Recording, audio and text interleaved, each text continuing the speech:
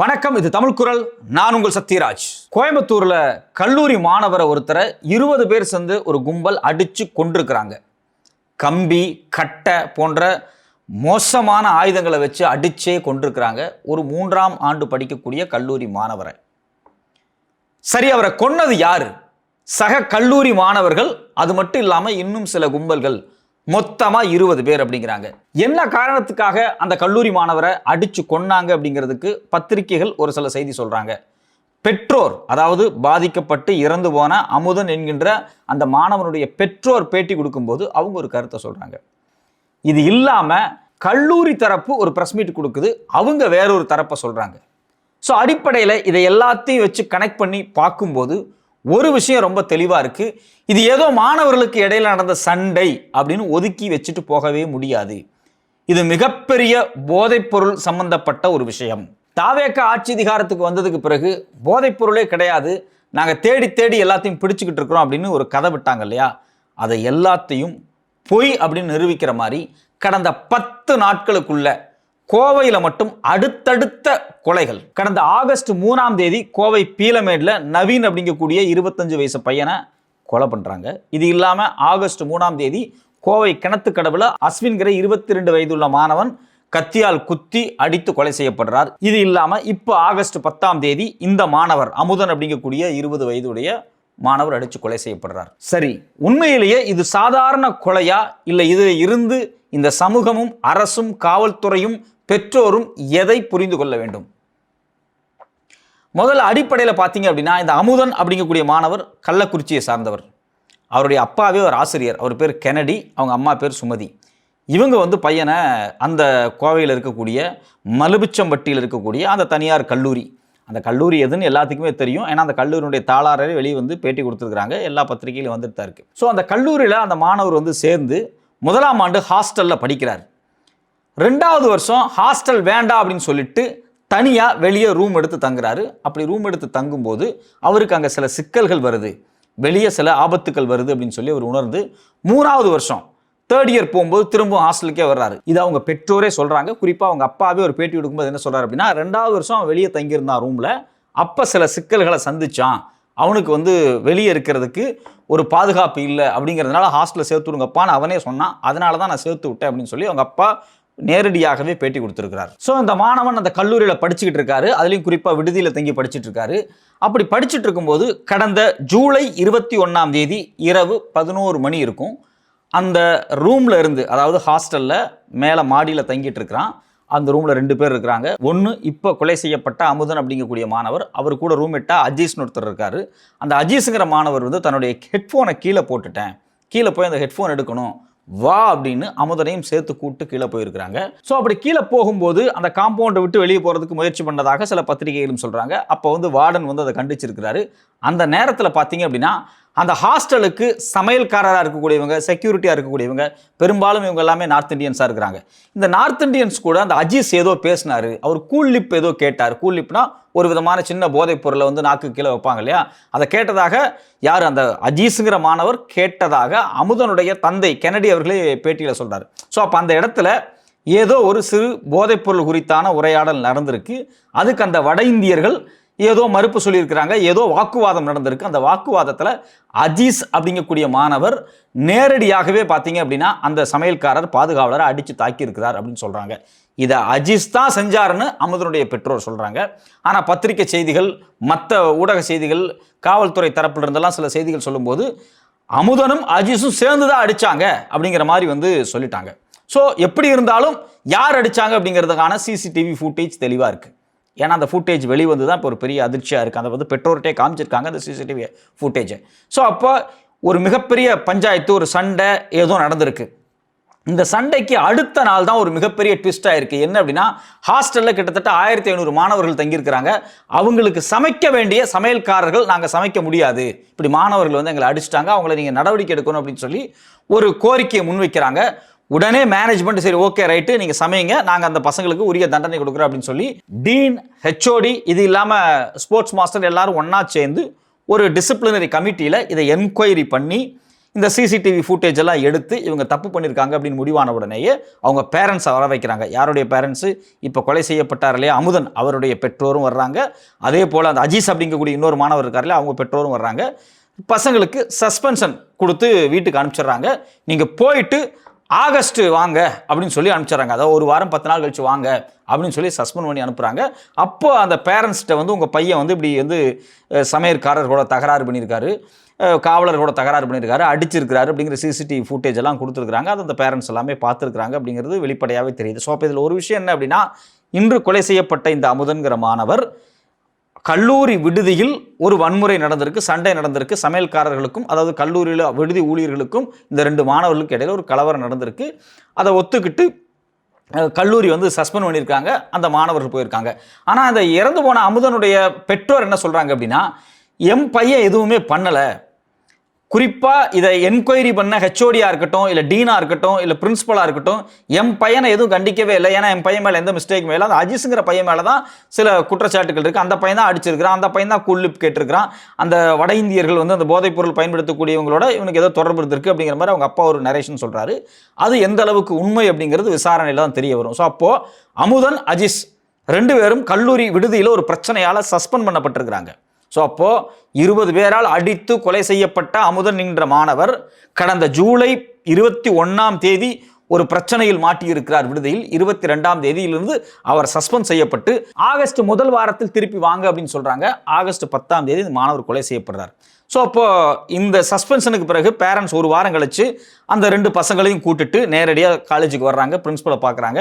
Principal ma'am வந்து internal exams எல்லாம் போயிட்டுருக்கு, இருந்தாலும் எங்களால் வந்து எந்த கன்செஷனும் கொடுக்க முடியாது, நீங்கள் வந்து ஹாஸ்டல் விட்டு வெளியே போய் வேறு ரூம் வந்து எடுத்துங்க அப்படின்னு சொல்கிறாங்க. அந்த பேரண்ட்ஸ் கெஞ்சுறாங்க, சார் ஒரு 2-3 நாள் டைம் கொடுங்க சார், அதுக்குள்ளே நாங்கள் வெளியே போய் ஒரு ரூம் எடுத்துக்கிறோம், பையன் படிக்கிறதுக்கு வந்து உதவியாக இருக்கும் அப்படின்லாம் சொல்கிறாங்க. பட் ஆனால் அந்த பையன் என்ன பண்ணுறான் அப்படின்னா, ஹாஸ்டலை விட்டு திங்ஸ் எல்லாம் எடுக்கலை, ஹாஸ்டலை விட்டு நேராக வெளியே போய் இந்த ஃப்ரண்ட் ரூமில் தங்கி ஒரு 3 நாள் அங்கேயே இருந்து தனக்கான ரூம் தேடி இருக்கான். இந்த 3 நாள் அவன் அங்கே தங்கினான் பார்த்தீங்களா, அதிலிருந்து தான் பிரச்சனையே ஸ்டார்ட் ஆகுது. குறிப்பாக ஆகஸ்ட் 10ஆம் தேதி காலையில் அந்த மாணவர் தன்னுடைய நண்பருடைய அறையில் இருந்து கல்லூரிக்கு கிளம்பி வந்திருக்கிறான். புறப்பட்டு வர்ற வழியில் அவனை மடக்கி ஒரு 20 பேர் கொண்ட கும்பல் தாக்கி இரும்பு ராடை வச்சு அடித்து கொண்டிருக்கிறாங்க. இப்போ இதில் அடிப்படையில் ஒரு முக்கியமான விஷயம் நடந்திருக்கு. என்ன விஷயம் நடந்திருக்கு அப்படின்னா, இந்த மாணவன் சஸ்பெண்ட் ஆகி வீட்டுக்கு அனுப்பப்படுறான் இல்லையா, அனுப்பிட்டு அவன் திருப்பி வர்றான். அப்படி அவங்க வந்து திரும்பவும் விடுதியில் ஜாயின் பண்ணுறதுக்கு முயற்சி பண்ணும்போது அங்கே இருக்கக்கூடிய டீன், அது இல்லாமல் இப்போ ஹெச்ஓடி, இவங்கெல்லாம் என்ன சொல்கிறாங்க அப்படின்னா, போதைப் பொருள் பயன்படுத்துகிறவங்க, போதைப் பொருளை ஹாஸ்டலுக்குள்ளே விற்கிறவங்களுடைய பேரை பட்டியலை நீ எழுதி கொடு அப்படின்னு சொல்லி அவனை ஃபோர்ஸ் பண்ணுறாங்க. அதை இறந்து போன கொல்லப்பட்ட அமுதனுடைய பெற்றோரே சொல்கிறார். அதில் அவங்க அம்மா என்ன சொல்கிறாங்கன்னா, கேசவன் ஒரு வாத்தியார் தான் இவன் எழுதி கொடுத்தது எல்லாத்தையுமே போதைப்பொருள் விற்கிற பசங்களை, போதைப்பொருளை பயன்படுத்துகிற பசங்கள்கிட்ட போய் சொல்லிட்டாரு அப்படின்னு ஒரு வார்த்தை அவங்க சொல்கிறாங்க ப்ரெஸ்ஸில் பேசும்போது.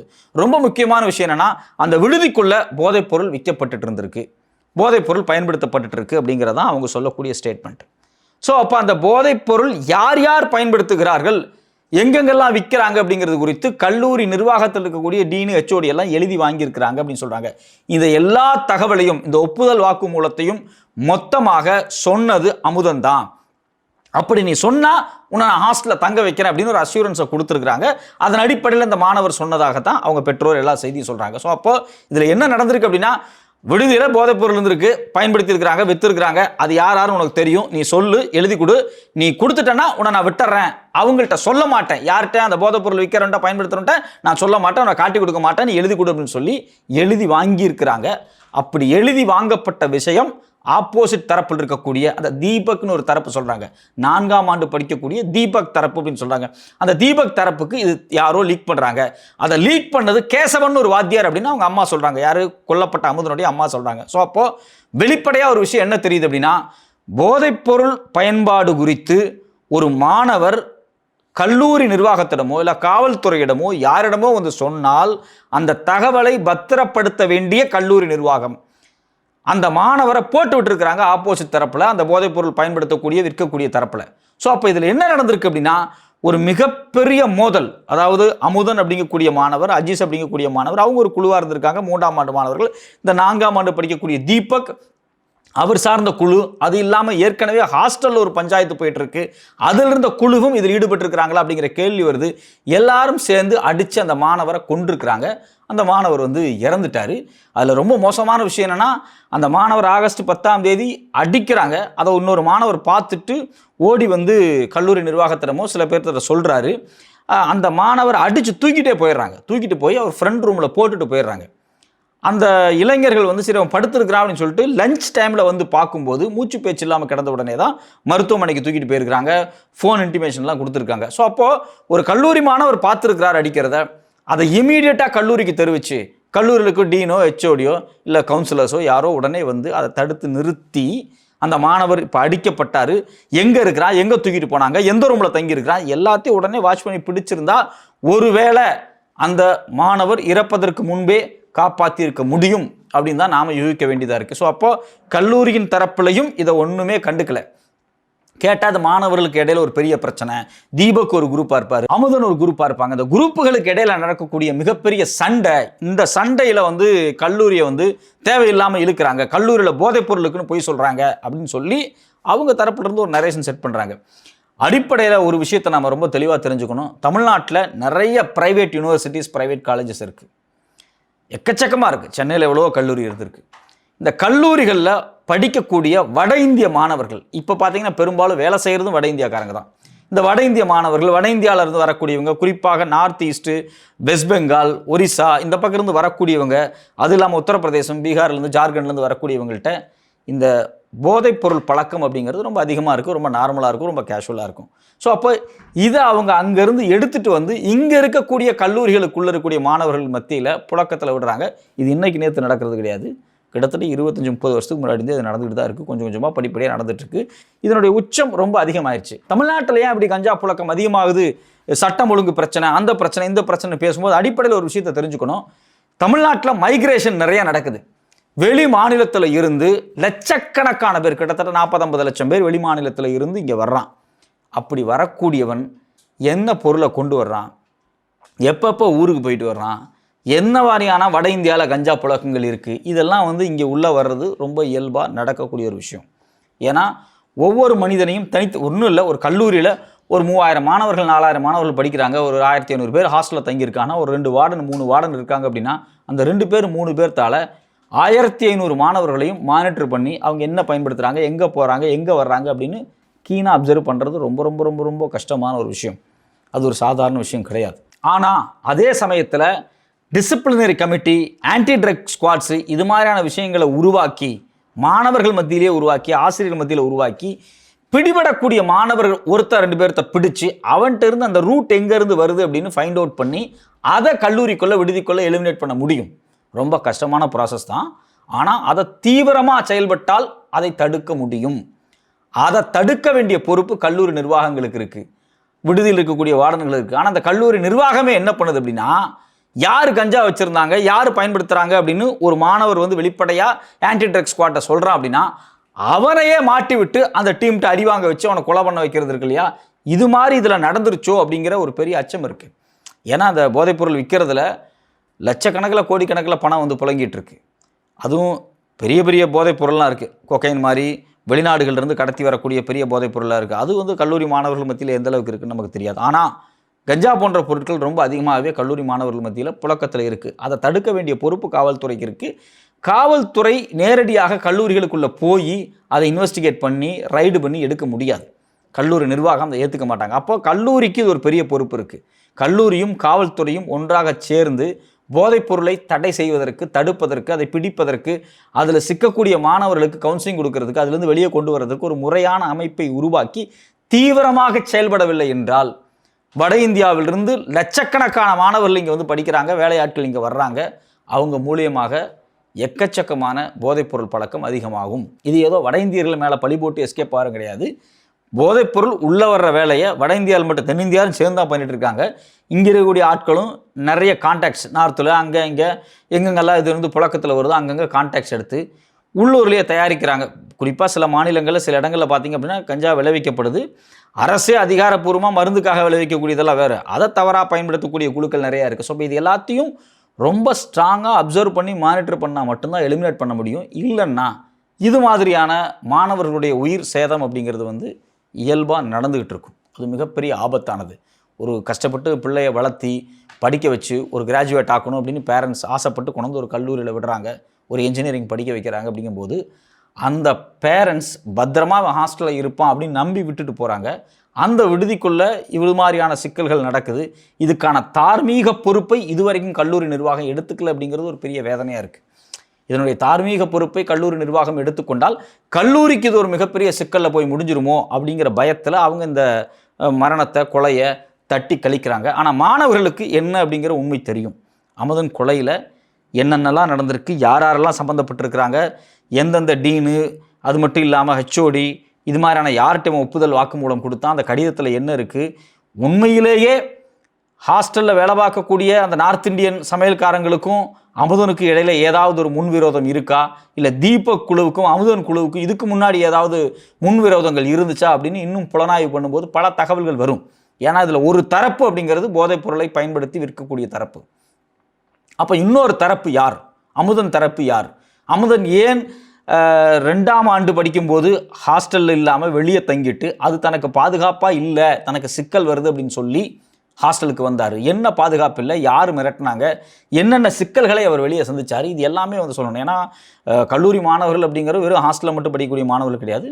வெளியே நிறைய ரூம்ஸ் இருக்குது, அந்த ரூம்ஸ்லேயும் தங்கியிருக்கிறாங்க. ஸ்கூல் மாதிரி காலேஜ் ஸ்டூடெண்ட்ஸை வந்து 24 மணி நேரம் பூட்டியெல்லாம் வைக்க முடியாது. அவங்க காலேஜ் முடிஞ்சால் வெளியே போவாங்க, நைட் 8:30 மணி 9 மணிக்குள்ளே ஹாஸ்டலுக்கு வருவாங்க, 10 மணிக்குள்ளே ஹாஸ்டலுக்கு வருவாங்க. So they are very free to go away. அதெல்லாம் ஒன்றும் தடுக்கவே முடியாது இந்த உலகத்தில். போகிறாங்க வர்றாங்க, செல்ஃபோன் இருக்குது, லேப்டாப் இருக்குது, டேப் இருக்குது, அவங்களுக்கான கம்யூனிகேஷன் சிஸ்டம் எல்லாமே இருக்குது. ஒரு பெரிய கான்டாக்ட் இருக்கும்போது இது மாதிரியான தவறுகள் பெருகுவதற்கு ரொம்ப ரொம்ப அதிகமாக இருக்குது. அதை தடுக்கிறதுக்கு எந்த அளவுக்கு மாணவர்களை முயற்சி பண்ணி பாதுகாக்க முடியுமோ அதை நிர்வாகம் செய்யணும், அவங்களோட காவல்துறை செய்யணும். இது உண்மையிலேயே சிவில் சொசைட்டியும் காவல்துறையும் சேர்ந்து பொறுப்பெடுத்து இது போன்ற விஷயங்களை வந்து தடுக்கணும். இல்லை அப்படின்னா இது மாதிரியுடைய மாணவர்களை இழக்கிறது அப்படிங்கிறது வந்து தொடர் சம்பவங்களாக நடந்துட்டு இருக்கும். அது மிகப்பெரிய ஆபத்தானது.